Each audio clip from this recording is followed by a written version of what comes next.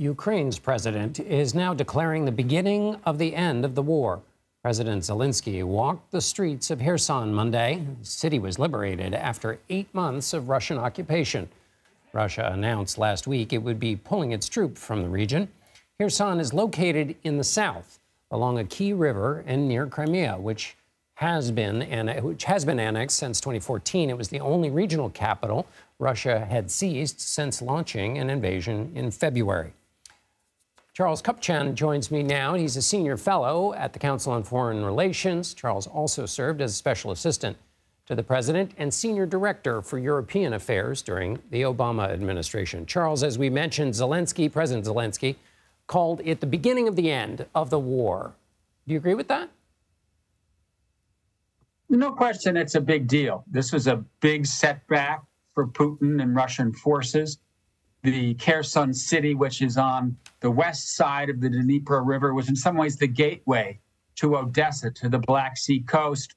Many of us were worried that the Russians would go for that coast. That now looks unlikely. I don't think we can pronounce this the beginning of the end of the war, because the Russians are falling back to the east side of the river. They're digging in for the winter. That area is the land bridge from Crimea up to other Russian positions and to the Russian border. There's a canal that brings water to Crimea. So I think the Russians are going to put up a much bigger fight for that area than they did for Kherson City. So moving from defining what the beginning of the end of the war looks like to defining what the end of the war looks like, which is the more complicated thing, what is your assessment of whether that has changed and whether all parties, Ukrainian and all of its allies, share the same view about what the end of the war looks like? President Zelenskyy has, from the very beginning, talked about victory, and by that he means expelling Russia from all parts of Ukrainian territory, including Crimea.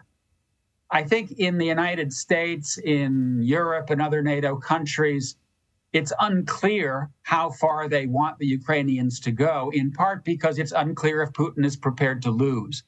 And if he does face the prospect of full expulsion from Ukraine, might he consider the use of a nuclear weapon? So this whole question of where this war is going, how far the Ukrainians are prepared to take the fight, is in play right now. And it is raising the question of the possible spread of this war into a wider war between NATO and Russia, if, in fact, Putin faces complete defeat and expulsion from Ukraine. And that's the thing, Charles, thinking about that notion of complete defeat. I mean, when Putin started this, he thought he was 100 feet tall.